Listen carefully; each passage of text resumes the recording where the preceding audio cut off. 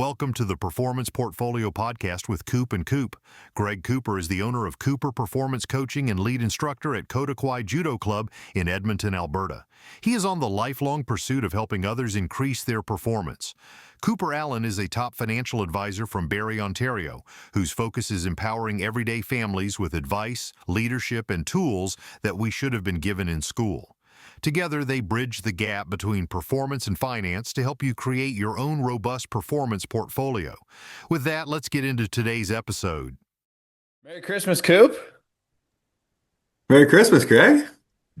Man, it's my favorite time of year, and today we're talking about unwrapping the moments that matter. It's Christmas Day. We're spending time with family. We're around the Christmas tree. We're taking in all the traditions. So right off the top, what's like the number one tradition that you still do or that you remember you did as a kid that just like always is the most warm feeling at Christmas? Yeah, it ebbs and flows for sure. We're in a really unique spot where I feel like this has been the first year where our kids have been old enough to kind of understand what's going on. They'll be three in a couple months. The first couple Christmases they were just kind of there and cute and taking pictures and whatever. But now it was like, oh, okay, well, Santa got them some stuff and mom and dad got them some stuff, and uh, so it's been different. Where it's really different is I had my traditions growing up and Nat had her traditions growing up, and figuring out which ones are important enough to keep and do we want to establish some of our own. That's been really interesting. One of the things our family has always done as an extended family is we would do, instead of doing an evening thing, we do a 24th brunch. So then all of the aunts and uncles and cousins and whoever can do their own thing on the 24th evening, uh, which was cool because when I was younger, it was always uh, just 24th evening hanging out with usually it's my parents and my brother. And then as I got older and we would just maybe have buddies that didn't have any plans or extended family that were also older and didn't have any plans with kids or anything. Then it turned into like a friends miss kind of thing. And let's just have a bunch of drinks and play some games and be by the fire and stuff like that. So that was always, that was always cool, is that kind of doing the family stuff in the morning. So at the evening, you're, you're connecting with people who man, I feel for people who don't have a really big family network or friend network and that they can experience these times a year with.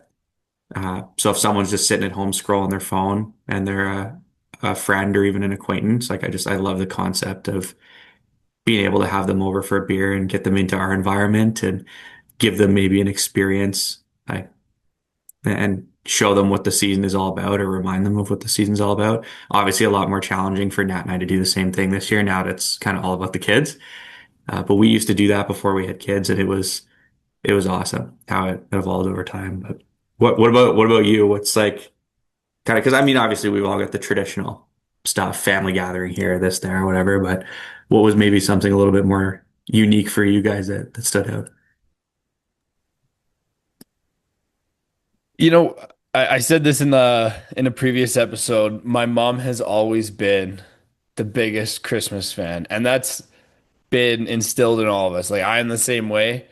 And just that feeling, and this is maybe not out of the ordinary, but going home to my mom's house where there's multiple trees, all themed, like it feels like you're in the North Pole. And it's that feeling will never go away. When I go to my mom's house when I'm 40, it's gonna feel the same way. And it's honestly amazing. And my dad, and if I'm home, will help her get her boxes down, all like 30 of them, like 30 totes of Christmas decorations.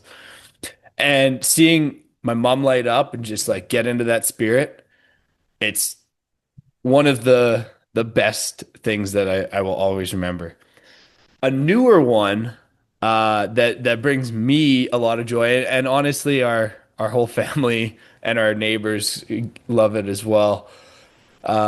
Again, mom being the big Christmas fan, since my parents got married, they've always had a Santa photo. And then that evolved when my brother was born, and then when when I came around, there's always been a Santa picture. 46 years of Santa pictures. And then the pandemic happened, and there were no mall Santas. Santa's helpers were not around. And it was put on me as the go getter idea guy to find a solution. So I talked to the big man. I talked to Santa. He sent me a Santa suit, and I dress up as Santa because he can't be everywhere at once. And I take a family photo with the family, and I do it for my godkids and whoever else. So it's one of my favorite traditions. One, just to see like that pure joy that Santa's there. It's awesome. The smaller piece of satisfaction I get is when I am driving around from my place and going to take pictures wherever I need to go. Driving around as Santa, the interactions you get on the street are just hilarious. Everybody's just pumped to see Santa driving a car. So that's one of my new ones. What's your what's your like one super cheap Christmas food item or dessert or drink or anything?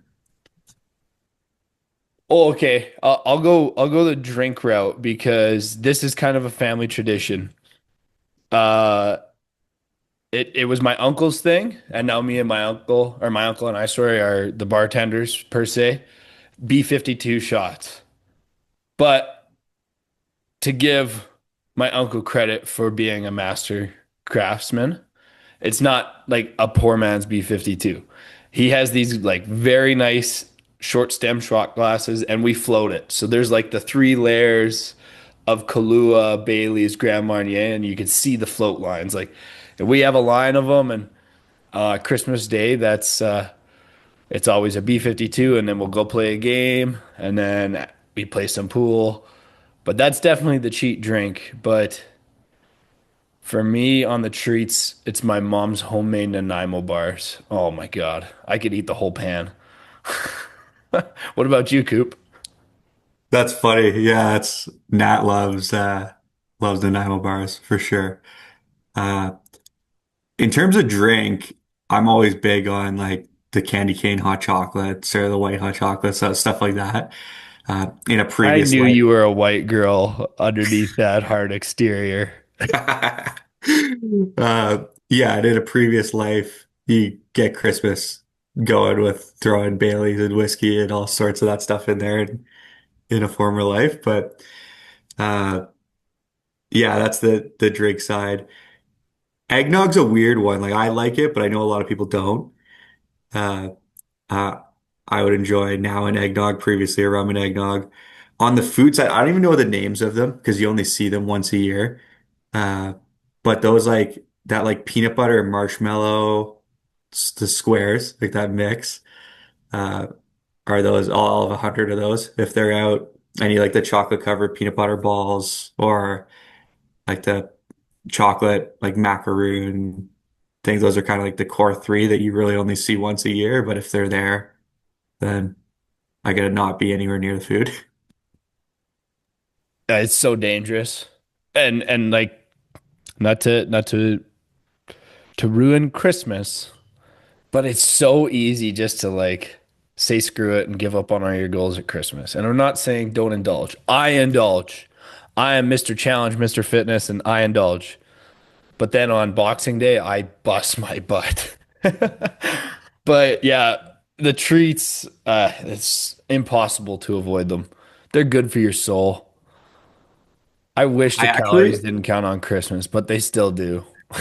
dude, I'd love to be around someone who's like, yeah, I just don't enjoy it. That's like, because I know those people exist, but I just like, I wouldn't want to influence them into being like, come on, just live a little. But at the same time, of like, I just want to know what your mindset is right now. Like, are you actually that like dialed in good in your mindset, or are you just like, are you struggling just like the rest of us to not run to the table and grab a treat? You know, I think about this often, and I look at some of the most elite athletes that I know or that I know of. Uh, I'm talking the one percenters, the true one percenters, not the influencers that look like they are, but these guys are the top endurance guys, the top judo players, the top, you name it. Those individuals aren't so crazy that they won't touch a bad calorie or sugar. One, they're doing work to burn it. Now, that's not saying that, oh, that's good because calorie quality does matter. But even those elite of the elite are indulging in a alcoholic beverage, are indulging in mom's homemade baking. But in that gap on Christmas between opening presents around the tree, breakfast, and dinner, they're going to go for a quick run or go downstairs in the basement to do a workout and take 40 minutes and do that. And then Boxing Day, they're right back to it and they're focused. And even if they take a few days, that's not going to kill your your year. But you have to have a plan to go, okay, 4 days, gonna enjoy, gonna turn off, recharge, and then hit back hard. Those 4 days won't kill you. What would kill you is if you only did, and I'll use 75 hard as the example because I talked about this before, 365 days a year. The only good days you had were the 75 days on the challenge. Well, that's 20% of the year. Then it's a different story. But if it's Christmas Day, New Year's, have fun, live a little, and enjoy those treats and the traditions with your family because that's so important. Absolutely. With today being the 25th, what's your mindset? Obviously, you referenced 75 hard. You completed it earlier this month again, which is awesome. Are you waiting until Jan 1 to reset either on your next challenge or your next goals? Or are those something that you're mentally starting on like the 27th, 28th, 29th to kind of get a kickstart on the year? Yeah, for me, I don't turn it off per se. Obviously, like I just said, I do enjoy the time with my family, but last year and this year is the same for me. I In that gap, I went for a ruck. I took my mom's dog out for a walk. Beautiful weather. Wasn't a crazy workout, but I did something. Because when I finished 75 hard this year, it was around December 6th or 5th. I can't remember. Um, the next 6 to 8 weeks, this block that I'm in right now is 75 hard was reestablishing my foundation. This next 6 to 8 weeks is getting as fit as possible. So no, I'm not waiting till January 1. Do others and everybody else listening to this have to do the same thing? Absolutely not. But I strongly suggest don't use January 1 as your starting point because most people don't do anything on January 1. So just do it now. Keep it going. Yeah, I love that. I love that. Have you either read or are you familiar with the concept of the 12-week year, the book by Brad Moran? Yeah, I've read not the whole thing, but I've read bits of it because a colleague of mine had the book and I was just looking at his highlighted pages. So I understand the Yeah. premise. So yeah, on that note, we got back from the Dominican on November 15th. And the timing lined up great because we've got a big company event in uh, February where 12 weeks uh, from November 15th when we got back brings us to February 7th. I think the event's like the 13th, 14th, 15th. But the concept of the 12-week year, for those who don't know, is you take your 52 weeks in the year and you divide them into blocks of 13 at a time. So instead of setting New Year's plans, and we'll probably get into this in on the New Year's Day episode, but uh, breaking that up into 13-week blocks, saying, okay, well, go put your head down, go on a run, focus on a commitment for 12 weeks at a time. And then week 13 is your rest week, cheat week, call it whatever you want, your refresh into the next 12 weeks. So you never set a goal a year at a time, you set it 12 weeks at a time. And then the concept is treat every week like it's a month. in that process. So week one of the 12 weeks is done. Okay, that was January. Week two is February, and so on. So uh, yeah, as much as we've got planned time off on the 24th and 25th on our side, uh, for me, I'm like kind of halfway through my 12-week year right now. So it's the midway point, a little bit of a break and then back to it on the 27th. So might even work a half day on the 26th, but it just feels good to be. Some people would say, hey, that's not great work-life balance. I would say, no, it's really great work-life integration because I'm really going to enjoy myself on the 24th and 25th and be super present. I'll be super present for a half day, the 25th, 26th, 27th, or sorry, the 26th, 27th, 28th. But I'm going to feel really good about it and feel really present because I'm dialed in and I'm congruent with where I'm trying to go. So everyone that gets to see me over the course of those 5 days is going to get the best version of me. I love that. I love it. And I know you're an individual like that because we talk about it lots. Obviously, we're great friends, but outside of just keeping the momentum going, which is so important because it's that like void that doesn't exist for certain people, and too many people use this again as a scapegoat. Like, well, everybody else does it, why can't I? The void of December 23rd to January 2nd. It's just time doesn't exist if you let it. But again, yeah, do the family things, go skating, do whatever you're doing. But there's going to be gaps where everybody just needs to go, I need to go recharge. Well, they're doing that. Work on yourself, work on your goals, or also take time for yourself. It's all important. But the one question I had when you were saying that, it's related, but not. I feel like the older people get, the less we pretend to care less.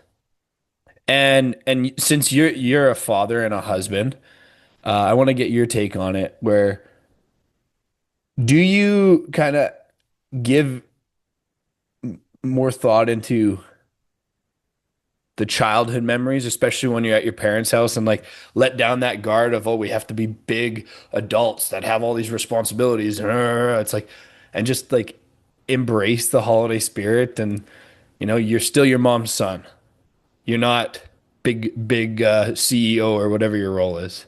So do you feel that, or like, how do you go about that, Coop? Yeah, it's a great question. Having daughters helped with that side for sure.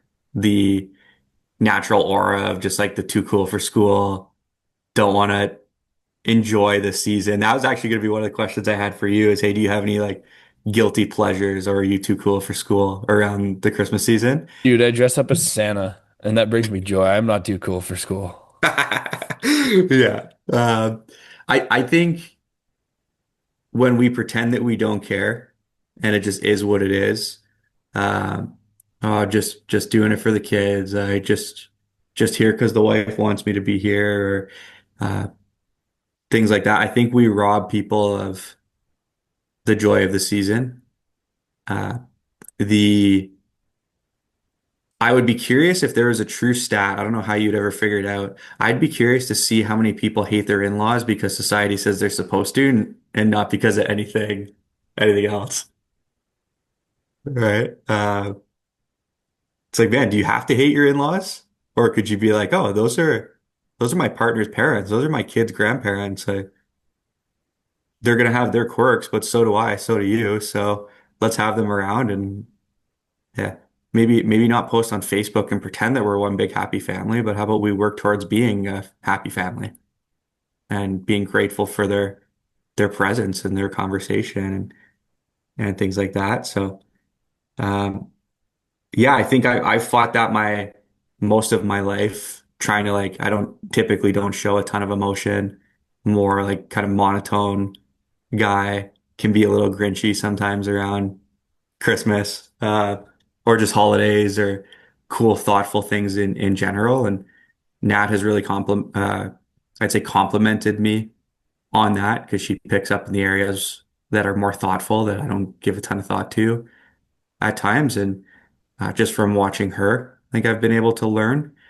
Um, And at this point, man, if it's going to give the kids an experience, I don't really care how dumb I look. Uh, so it's like, let's just engage. Let's have some fun. Am I going to be the guy dancing on tables and being center of attention? No, but uh, will you catch me trying to dial up the knob of being more present and more happy and more into kind of the weird, cheesy tradition stuff than the former version of me or and the version of many dads out there that are trying to be too cool and too manly and whatever. Yeah, I dial that knob back less and just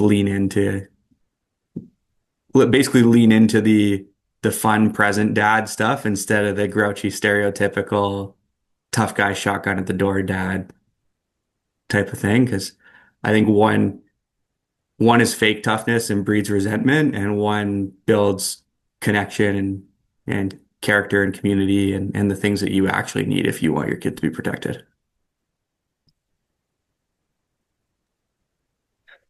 Yeah, being a girl dad must lend a lot of perspective. And I think more people could use that perspective. So I tip my hat to you, my friend, because uh, I know that you are a great father and a great husband. So uh, that's what's really important around Christmas. On a more informal note, what are or if you have one, do you have like a favorite Christmas movie or like a movie that the family always watches? So without fail, the family always watches Home Alone and Elf. For sure. That always gets watched. I'm more of the mind of like, hey, I've seen this 20 times. This isn't as fun for me. I'm not a big movie guy as it is.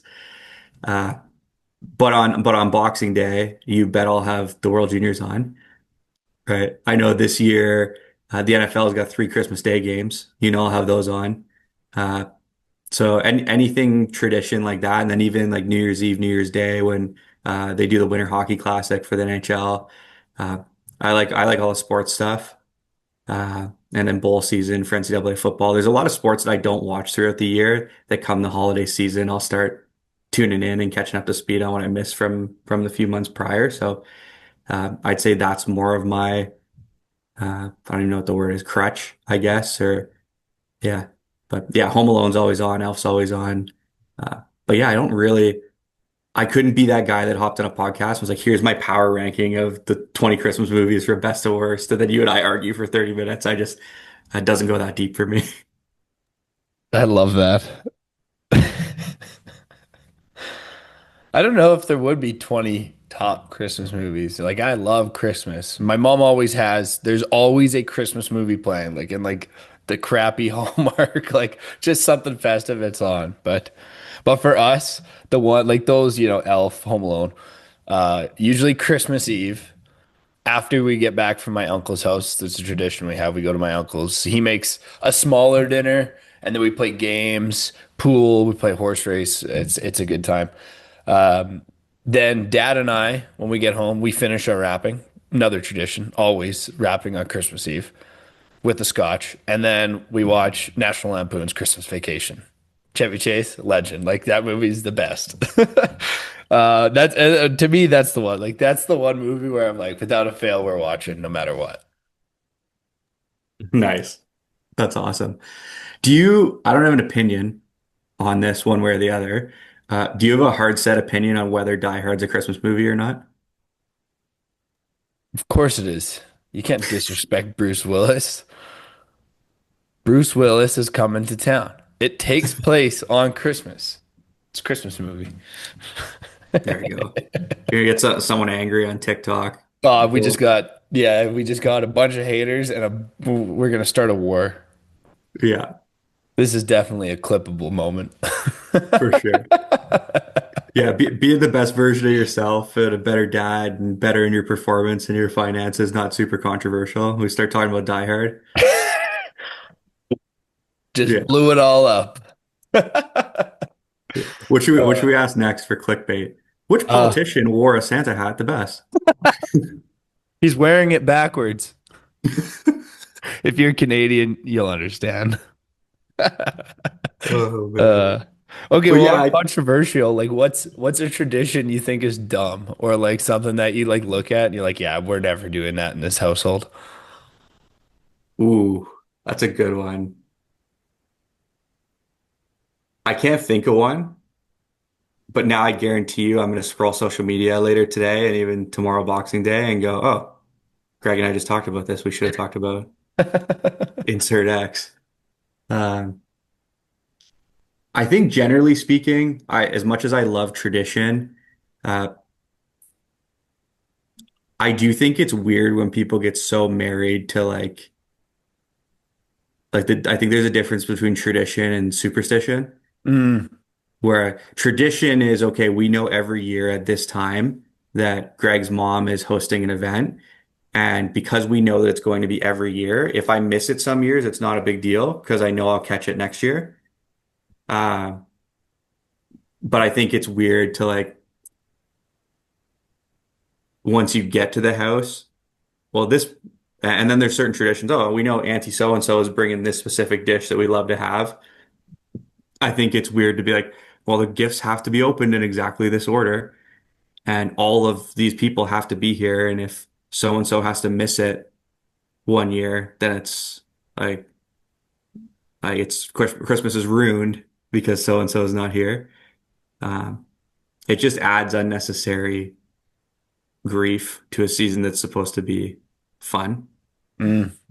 That's a really good point. Yeah, you can't let, just as much as we're talking about, enjoying the little things, you can't let the little things or, the big things ruin your whole year, let alone Christmas. Just enjoy what you have with who you have it with, right? Especially, and that's why I asked you that question on like, changing now that you have your own family. And I think a few people, like I'm still single, but I know lots of my family that have kids and families now where I think like those first few years, it's like a little bit of a season of change that's like sad because it's like, oh, all the cousins used to get together. There used to be like 30 people, but now we can't because we have kids and we got to do our own thing with our own family. And then they have the in-laws, right? So then it's now they have two families that they have to, not have to, but they get to spend time with.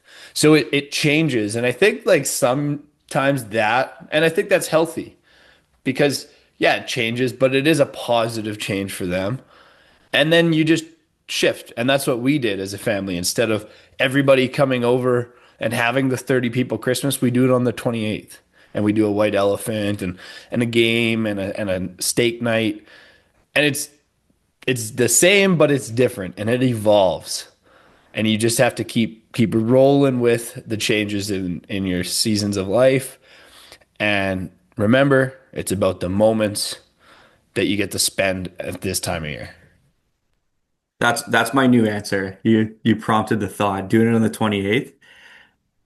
I've never understood, and this is my final thought, and then I'll let you close things off, is I have never understood people that are so sentimental about a specific day. Be joyous about a time of year, but if your birthday is on a Monday, but every single Monday night you have another commitment, whether it's you play slow pitch or whether that's when you work your second job part-time to make some extra income, or you're running a business and that's when you train people on your team, whatever. Honor that commitment and just do the celebration the day before or the day after. If the 25th is a crazy time, do it on the 28th. Like, it doesn't have to be like, what do you think shift workers do? I don't, so that's a weird tradition for me is that when people get so rooted and it has to be on this exact day, there's no reason that all of the stuff that we're doing today on the 25th couldn't have been done on the 18th or the 28th to the 29th or uh, whatever, if it's more convenient for everybody to get a bunch of people together. Because especially as you're building your family in the younger stages, even before you have kids, if you've maybe a half dozen cousins typically get together, but now 4 to 6 of them are in relationships and they're kind of in the stage where you're trying not to annoy or piss off the in-laws or whatever. It's like, hey, you're 17 years old maybe, and you've never had to coordinate that, or you're 24, you've never had to coordinate your schedule like that. You've always just had tradition around the holidays. maybe give those people some grace that they're now balancing something that's new and just being able to work around people's schedules and having some compassion for the stress that can come with the time of year. The other, it's not really a tradition, but the other thing that's always weird to me about Christmas is like how people are such lunatics shopping. Like it's supposed to be a feel good thing. I'm going to get a gift for Greg and I'm trying to find something that he would appreciate and that's actually thoughtful. And I'm in traffic flipping people off and elbowing people in the store to get a deal. And it's like, what is going on? Like you guys all need to be put in an asylum, man. Like a bunch of psychos. Like first of all, get your shopping done before the 23rd. Like be an adult. And and then when you're going to do it, like if you left it to the 23rd, that's nobody else's fault. So maybe don't be pissed off at everybody else because you left everything to the last minute. Uh, so the whole tradition of I'm going to do things that should take 15 minutes, but it's going to take an hour because I waited too long to do it. And then I'm going to complain that I'm busy and have no time. And I'm going to be pissed off at the world around me. It's like, wow, 'tis the season. You're a bucket of joy. I can't wait to have you here. Uh, And people make that tradition. And I think the whole point of this episode, Greg, I love your theme of unwrapping the gifts that matter. Yeah, it's the snow, it's the lights, it's the people, it's the all of that, all the good stuff. And it's like half our world just forgets that. But then they show up on the 24th or the 25th with a smile on their face, pretending like they didn't just yell at six people in the Walmart parking lot. Like, what are we talking about? How about keep that same level of energy and joy the days leading up and the days after? And man, just treat this season like a fun time of year to reflect and be grateful and uh, appreciate people and yeah, just do what you need to do to stay positive instead of running a rat race and getting stressed out and finding ways to be busy for no reason. But anyways, that was probably a rant that nobody needed. No, I needed it. I loved it. And actually, it I'm so happy you talked about like the buying last minute gifts and like all that.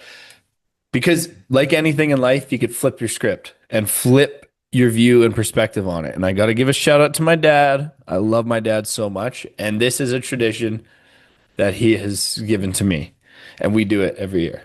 I said we wrap gifts on the 24th, but dad and I always leave one to two things that we know it's going to be easy to get, like not the and honestly our family's at a point where we're not after that like toy of the season.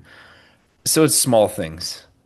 And it's a day where during the 24th on Christmas Eve we go out and it's like a fun like couple hours. We go to the mall and we go for lunch, but it's light. We're not stressed out. We're having fun. It's our little break from, cooking and prepping and doing all the Christmas things and it's just the boys.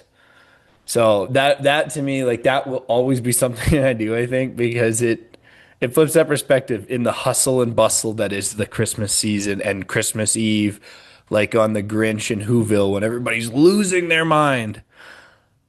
Find that like point of serenity in the chaos. And I think that's what my dad is so good at doing and that he's given to me. So that's one of my favorite gifts I've ever given is just that mentality. But yeah, like I love Christmas, and for everybody listening to this, Merry Christmas.